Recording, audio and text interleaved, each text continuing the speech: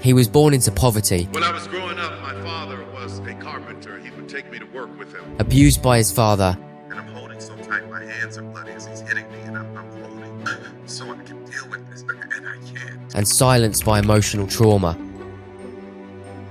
For years, he lived in the shadows, unseen, unheard, rejected by Hollywood, and completely alone. But in that silence, Oprah Winfrey happened. Just like a catalyst in a chemical reaction, everything changed. This is how Tyler Perry went from being homeless and sleeping in his car to owning a $280 million Hollywood empire that rivals the biggest in the industry. And the way he did it wasn't just unexpected, it changed the game.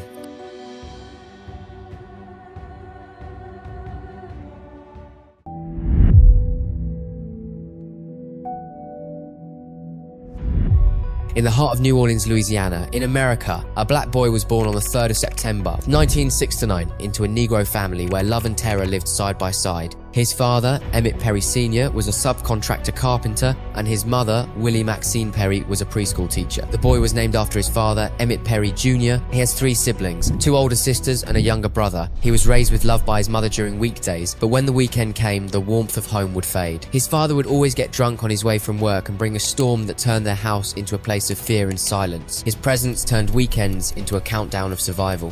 For young Emmett, the sound of Friday evening was the sound of dread. He would face relentless physical abuse, often locked in a room and left alone, afraid. His mother, though she loved him deeply, was scared and she couldn't stop it. For years, she was trapped in the nightmare of her kid being abused and not being able to save him. The outside world wasn't any kinder. At the age of 10, Perry was sexually abused by 3 family acquaintances. He was just a kid, emotionally traumatized, carrying pain no child should ever know. And one day, it spilled over.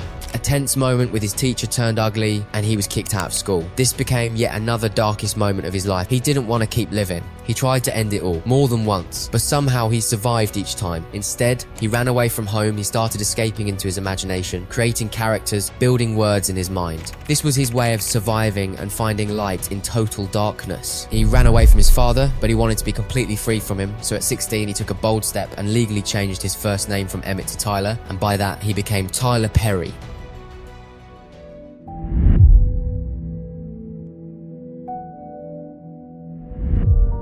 Tyler Perry had nothing but lots of pain and a deep need to heal. He earned his high school equivalent, GED, trying to make sense of a life marked by struggle. He worked whatever jobs he could, a waiter, a bartender, a used car salesman, and a bill collector, until he couldn't take it anymore. He quit when he was between 19 and 20. He became miserable. One day, something happened while he was watching the Oprah Winfrey Show. Oprah said something simple, yet very powerful, that writing through one's trauma was cathartic. He didn't know what the word cathartic meant, so he checked the dictionary to understand. That single moment struck a deep chord in him. It was just like an epiphany. He picked up a pen, and for the first time, he poured out his pain. He took the $12,000 he had saved and bet it all on a dream. He wrote, directed, produced and starred in his first stage play, I Know I've Been Changed, a raw story about 2 brothers who survived child abuse. But when it premiered in 1992, it was a total disaster. Only 30 people roughly showed up. The dream shattered and he became broke, homeless, heartbroken, with nothing. Just his old model Geo Metro car to sleep in. Very uncomfortable for a man standing 6'5". But he refused to give up. He kept performing night after night, holding on to the belief that one day someone would care. After years of empty chairs, closed doors, empty crowds and silent halls, just like a scene straight out of a movie, something changed. On his 7th staging at the House of Blues in Atlanta, Georgia, people showed up, lots of them. Tickets were sold out and seats filled. Perry later said the play was about adult survivors of child abuse who had forgiven their abusers, but deep down he hadn't yet forgiven his father. The moment he did, the show took off. From that spark, he built a fire. Tyler reinvested his earnings into touring new plays across the US. He continued writing, producing and starring in a series of live stage productions that tackled themes like family, forgiveness, love, spirituality and black people.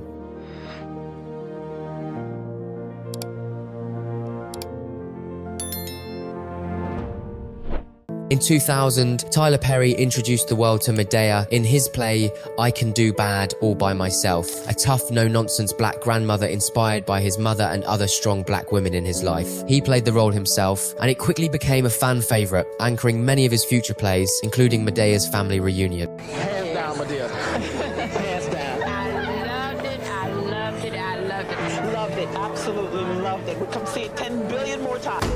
Madea had become the star. After the success of I Know I've Been Changed and other stage plays, Perry approached Hollywood studios with scripts and ideas to adapt his plays into films. But the response was cold. They told him, "This isn't marketable. There's no audience for this kind of content. Your stories are too niche. Your content is too religious, too black. Black church-going audiences don't buy movie tickets. And Madea, way too over the top. It was another heartbreak." But instead of waiting for approval from people who didn't understand his audience or vision, Perry took a different path. He used the money he earned from his stage plays to finance his first movie, Diary of a Mad Black Woman, in 2005. When it hit theaters, it became a significant hit. A box office smash, a shock to Hollywood, grossing over $50 million, which was nearly 10 times its production budget of $5.5 million. Suddenly, the same studios that told him there's no audience for his kind of content came knocking, desperate to cash in on what they now saw as a gold mine. But it was too late. Perry was already in control. They had lost him to a vision beyond their system. But this was only the beginning, and what he was about to unleash next was so great, fast, and disruptive that there was no time for big players in the game to prepare for it.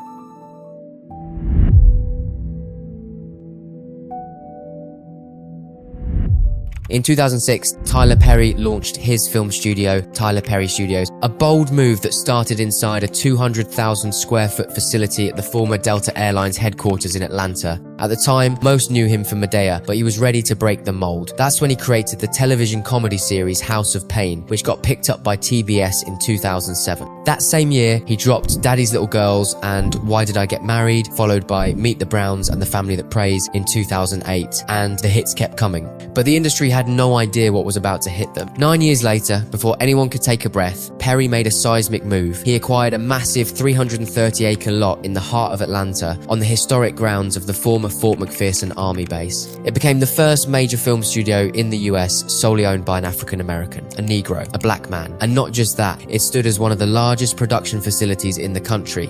But this wasn't just brick and mortar. It was a movement, a studio built to elevate black voices, to make them feel equal, seen, and heard. Hollywood's giants were stunned. His rise was like a massive tsunami that no one was ready for. Within this creative kingdom, entire buildings were constructed purely for his productions, including a full-scale replica of the White House for political dramas. And among the powerful landmarks inside the studio, a soundstage proudly named after one of the black legends in Hollywood, the Will Smith Soundstage.